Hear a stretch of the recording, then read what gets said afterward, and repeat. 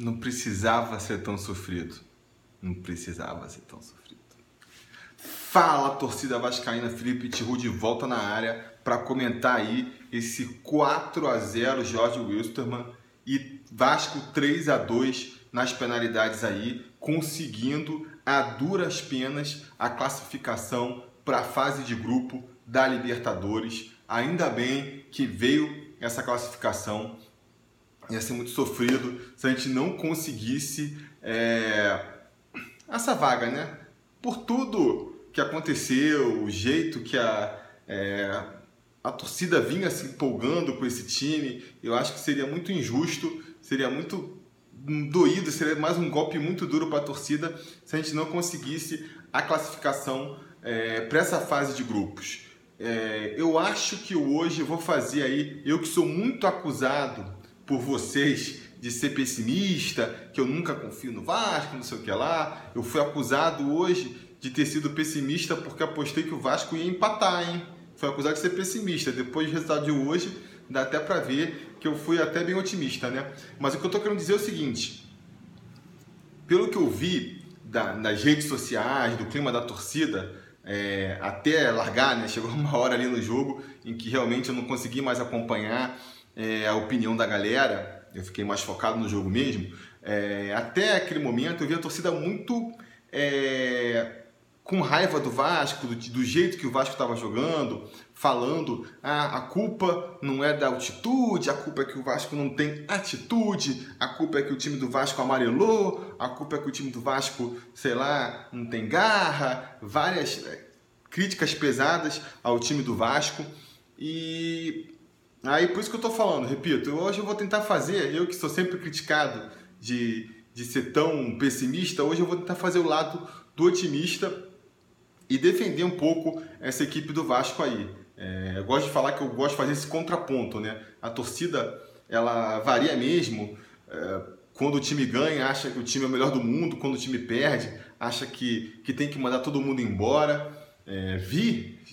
Literalmente a galera falando, tem que mandar todo mundo embora, tem que desmontar o time. Pô, com certeza não é por aí.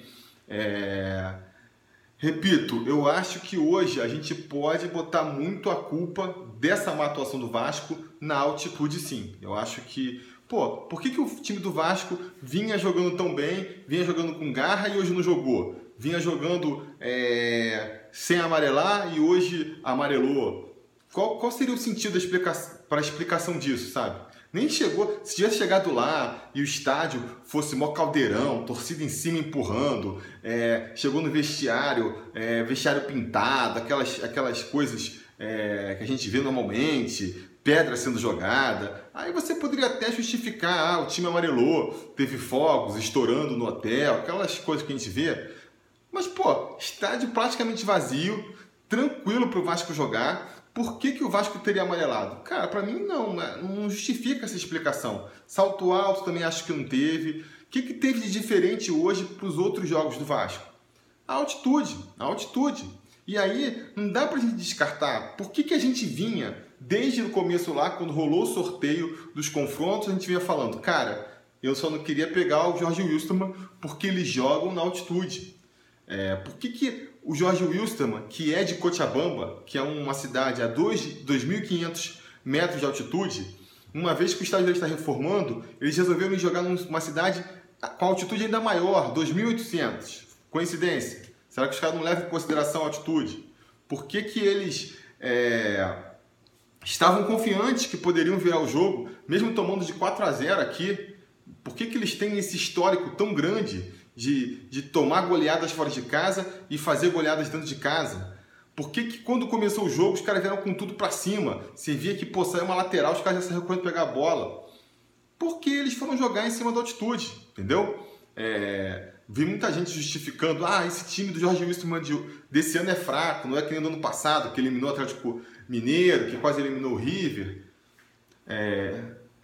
Venceu o Atlético Mineiro lá, não sei, enfim. Cara, eu acho que o principal craque deles continua no time. O principal craque é a altitude. Porque as oitavas de final do ano passado contra o River Plate é mais um exemplo disso. Por pior que seja o time agora, por melhor que fosse o time do Jorge Wilstermann no ano passado, como é que você justifica a discrepância de um time vencer de 3-0 numa partida e perder de 8-0 na outra? O River Plate amarelou quando foi para jogar lá na montanha também? O River Plate também entrou de salto alto? O River Plate tremeu? Qual é a justificativa? Porque você vê que o padrão se repete. Então, eu acho que a altitude ela pesou bastante no time do Vasco hoje. Vi gente criticando também, o Vasco tinha que ter ido antes, porque assim, depois da tragédia ocorrida, todo mundo sabe como faria para resolver, né? Então o problema teria sido que o Vasco foi para cima, em cima da hora para o jogo, a galera não conseguiu treinar e pegar o tempo de bola na altitude. Agora, se tivesse sido antes e a galera tivesse vomitando, passando mal, ficando tonta, porque não conseguiu se adaptar no período que teve lá, aí eu não tá reclamando que tinha que ter chegado em cima da hora. Então, é muito difícil de ficar... Não tinha uma solução clara para o Vasco hoje. Acho que não tinha um jeito, não tem um jeito de você conseguir anular os efeitos de jogar a quase 3.000 metros de altitude. O Vasco vai sempre ter esse problema quando for ter que jogar contra um time desses, sabe? Não tem muito como escapar. Por isso que no primeiro jogo, a gente enfatizou que era importante o Vasco fazer um placar muito elástico para conseguir ter essa folga para o jogo na altitude. E graças a Deus fez ali na medida do chá, porque os 4 gols que a gente fez em São Januário, a gente levou agora lá em Sucre e nas penalidades a gente conseguiu resolver. Foi só a altitude também que só explica? Não, claro que não é só a altitude. Rolou um pouco ali de como é que se fala?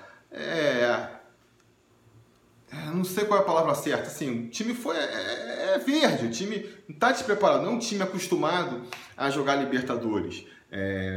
Um time que, quando saiu o primeiro gol, eu acho assim, porque também outras coisas que o pessoal fala da crítica, né? Vi gente criticando que o problema do Vasco foi que o Vasco não foi para cima no começo da partida. Vi gente criticando que o problema do Vasco foi que o Vasco ficou muito recuado. Vi gente reclamando que o Vasco, depois que tomou 2 gols, em vez de ir para cima, ficou fazendo cera. Vi gente reclamando que o Vasco tomou 2 gols, em vez de fazer cera para esfriar o jogo, ia para cima. Quer dizer, tava gente criticando de tudo quanto que é lado.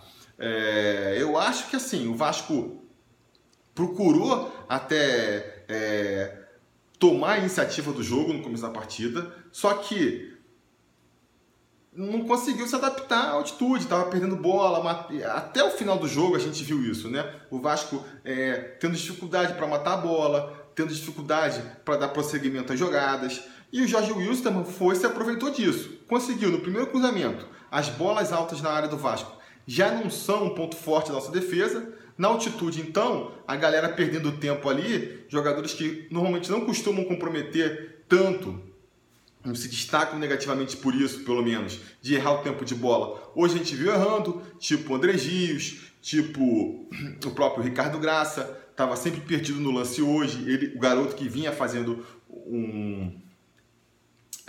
boas atuações. E eu aqui não vou criticar ninguém especificamente não, tá? Porque, de novo, tô dando desconto aí da altitude para todo mundo.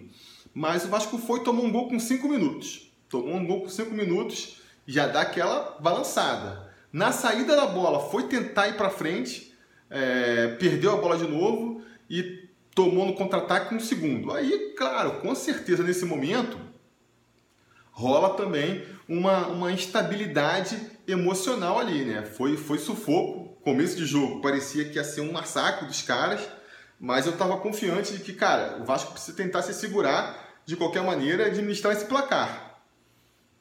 Acabou eventualmente tomando ainda mais um terceiro gol no primeiro tempo.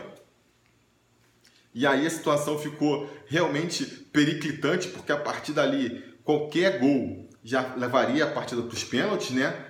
Mas eu ainda fiquei confiante, eu estava confiante. No intervalo ainda veio um pessoal falar comigo, e aí o que você acha? Eu falei, cara, estou confiante na classificação do Vasco, e eu acreditava muito, 2 motivos me levavam a ficar confiante na classificação do Vasco.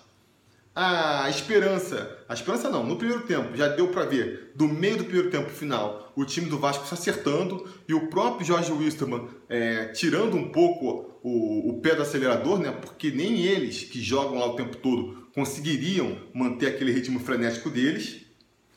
E também a esperança, a convicção que eu tinha de que o Vasco, com o Jorge Wilstermann diminuindo a intensidade de jogo deles e o Vasco começando a se acostumar com o tempo da bola, naturalmente a qualidade técnica do Vasco ia se sobressair e a gente ia conseguir marcar um golzinho pelo menos, que aí obrigaria eles a fazerem 6 gols. Então a gente estava ali com 3-0, a um gol de ir para os pênaltis. Se a gente conseguisse fazer um gol, obrigava eles a fazer mais 3 gols na gente e a gente recuperava essa folga aí, né? Veio o segundo tempo. Se por um lado o Jorge Wilstermann realmente não chegou mais com tanta força no ataque do Vasco, por outro lado, a gente não chegou a ver o Vasco criando tantas chances lá na frente que nem eu gostaria que tivesse acontecido, né?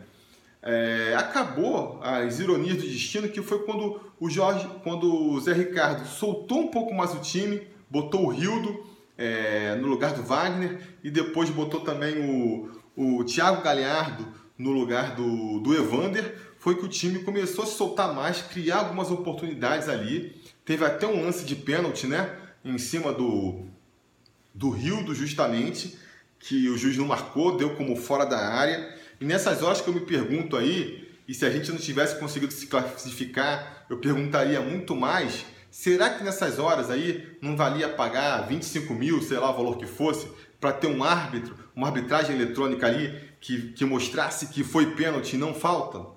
Será que não valeria o valor? Eu sei que a questão aí da arbitragem eletrônica não foi para a Libertadores, foi para o Campeonato Brasileiro, mas vocês entendem a referência aí, né? A gente poderia estar eliminado da Libertadores, de uma fase de grupo que vai render muito dinheiro para o Vasco, vai render até, fora a grana mesmo, que vai ganhar dos prêmios, tem todo o valor da torcida nos estádios, a própria confiança da torcida no time que se perderia.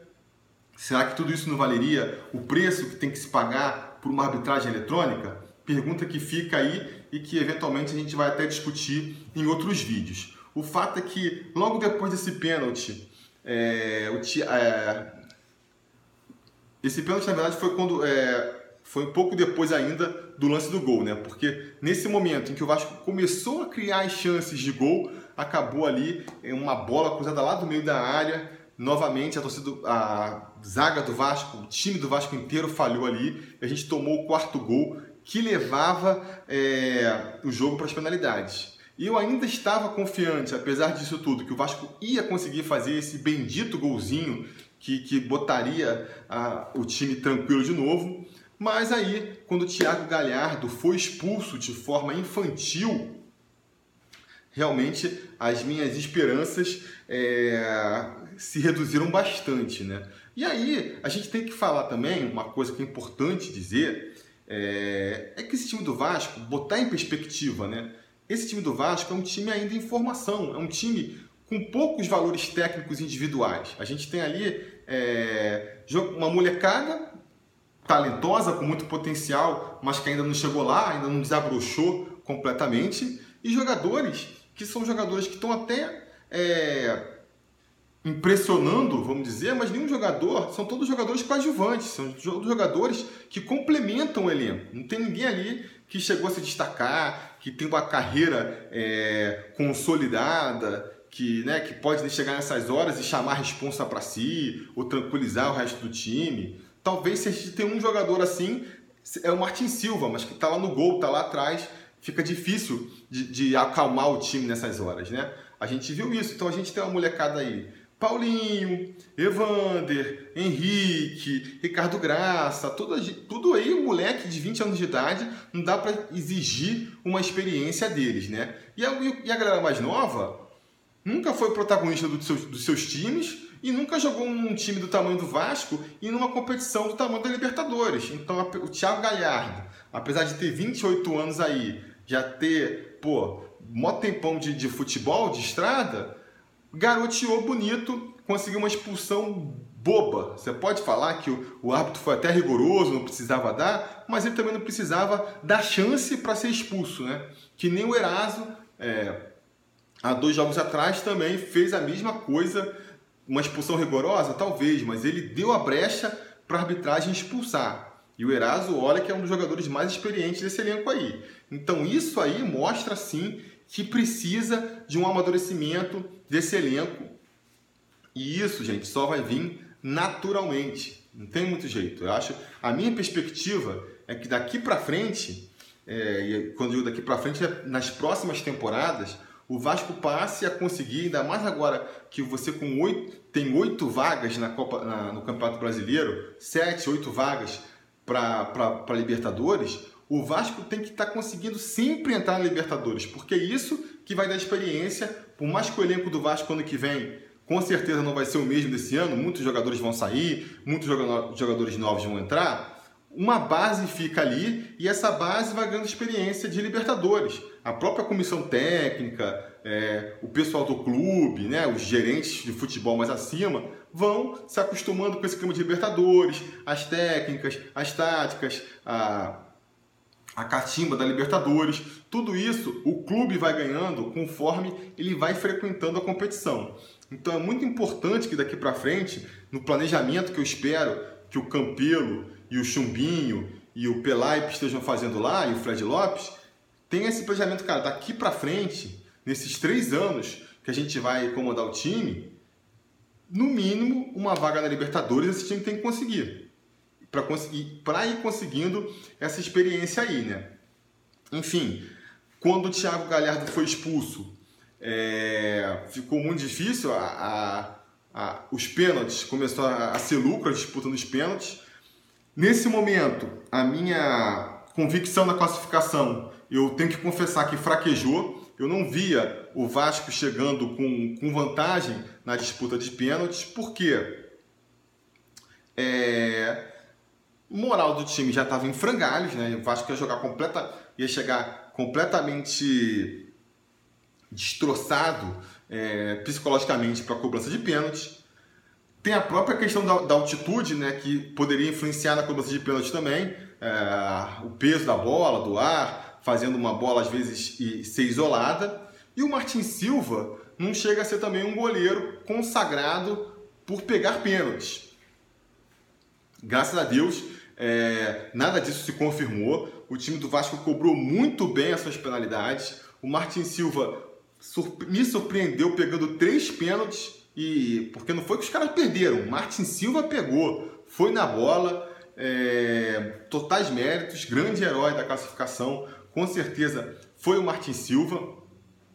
Mas eu quero também ressaltar a bela cobrança dos 4 primeiros, tanto o André Gios, o Pikachu, o próprio De Sábato, que perdeu a penalidade, bateu bem. Infelizmente a bola estourou na trave. E o Wellington bateram bem o pênalti. O único aí destoante foi o Rildo, que bateu bem mal. E aí, naquele momento, que nem eu falei, quando foi para os pênaltis foi meio assim, cara, vai ser complicado do Vasco conseguir aí, mas vamos torcer. Com os caras perdendo, com o Martin Silva agarrando as bolas e o Vasco convertendo, eu voltei a ter esperanças. E quando o Rildo perdeu aquela penalidade, eu falei, nossa senhora, ou o Martin Silva pega agora, ou então acabou pro Vasco. Assim, a gente realmente, essa classificação veio ali, ó, aquela cena do Indiana Jones passando por debaixo da porta fechando, porque se o Martin Silva não pega aquele jogo, não pega aquela bola, ia ficar muito difícil pro Vasco, porque como saiu o Evander, saiu o Wagner e o Thiago Galhardo foi expulso, quem tinha sobrado para bater pênalti? Paulão, Ricardo Graça, Henrique, o próprio Martin Silva, né? E quem mais que eu estou esquecendo aí? E o Riascos. Quer dizer, desses 5 aí, o Martin Silva talvez seja o que eu mais confiasse para conseguir converter as penalidades. Só tinha sobrado ali, eu acho que os 4 primeiros que bateram para o Vasco realmente eram os que vinham treinando, os que bateram muito bem. O Rildo a cobrança do Rildo já mostrou o que deveria vir dali para frente nas cobranças do Vasco, nas cobranças alternadas. Então, ainda bem que o Martin Silva brilhou e conseguiu fazer essa defesa e conseguir a classificação do Vasco. Eu realmente acredito que para as próximas partidas a gente não vai voltar a ver o Vasco jogando tão mal que nem hoje. Espero, vamos torcer aqui, eu de novo sendo otimista. Acho que a altitude jogou muito, explica muito da má atuação do Vasco hoje. Eu acho que a gente voltando a jogar ali a nível do mar, o time vai voltar a mostrar aquela consciência tática, vai voltar a mostrar um bom futebol que nem vinha mostrando antes. Agora, repito, é um time em formação, é um time que quando pegar adversários mais difíceis, vai ter mais dificuldade para se criar também. É normal. E até por isso é importante a classificação. Se a gente não tivesse conseguido a classificação hoje, tivesse sido eliminado, a gente ia perder toda a grana que a gente vai conseguir ganhar jogando a fase de grupos, a gente ia perder a frustração de não conseguir ir para a Libertadores e ter que ficar agora até começar o Campeonato Brasileiro só com o Campeonato Carioca, ia ser muito pouco. E principalmente a gente ia perder a experiência e a vivência que esse grupo, que é inexperiente, que eu expliquei, são jogadores jovens, os jogadores que nunca tiveram tanto protagonismo, a experiência de jogar 6 jogos de Libertadores, que é o mínimo que a gente vai ter aqui agora. Mesmo que o Vasco não consiga passar da fase de grupos, já vai valer muito para o Vasco a grana que ele vai ganhar, os estádios lotados que a gente vai ganhar e a experiência que esse grupo vai ganhar com a Libertadores. Para, quando começar o Campeonato Brasileiro, aí sim, nosso verdadeiro desafio da temporada, a gente conseguir, repito, chegar pelo menos entre os 8 primeiros de novo ali, para se der sorte lá, campeão da Copa do Brasil, aquela história toda, a gente conseguir de novo uma vaga para Libertadores e começar a ter essa tradição de todo ano ir para Libertadores. Eu acho que se a gente pode esperar por questões de investimento, time se reestruturando, não dá para esperar um Vasco brigando realmente por títulos nas próximas temporadas, pelo menos conseguindo umas vaguinhas para Libertadores aí, a gente tem que ter aquela coisa de subir um degrau por vez. Eu acho que a gente tem que já ter subido do degrau de jogar para não cair e já estar no degrauzinho de estar beliscando vaga na Libertadores todo o campeonato. Espero que nesse estágio, enquanto clube, a gente tenha alcançado já. Então é isso, galera. O vídeo já está ficando grande pra caramba. Foi uma competição suada, mas não vou fazer crítica para jogadores porque, repito, acho que foi pontual. Ainda bem que a gente não saiu muito ferido dessa partida da altitude, né? Uma ferida grave que seria a desclassificação hoje, né? E aí vale aquela frase: tudo que não mata fortalece. Com certeza eu acho que o time vai sair mais unido dessa aprovação, mais calejado também no futuro, mais confiante no próprio futebol, e vamos torcer para já conseguir ver isso aí sendo colocado em prática quando a fase de grupos começar. Antes disso, vamos ter mais uns joguinhos ali preparatórios, também conhecido como Taça Rio, né? Domingo o Vasco já está na Taça Rio, vai ser uma oportunidade deles provarem que eu tô certo aí, não deixem queimar minha língua, Vascão, e no domingo já faça uma bela atuação aí para provar que foi só um acidente de percurso mesmo. Mas isso aí a gente vai falar na pré-eleição. Hoje é para falar desse jogo triste do Vasco, mas feliz por causa da classificação. Então digam nos comentários o que vocês acharam da partida de hoje. Deem aí as suas opiniões sobre a partida de hoje, sobre o que eu falei besteira, concorda comigo? Vocês sabem muito bem, a conversa continua na seção de comentários e a gente vai se falando.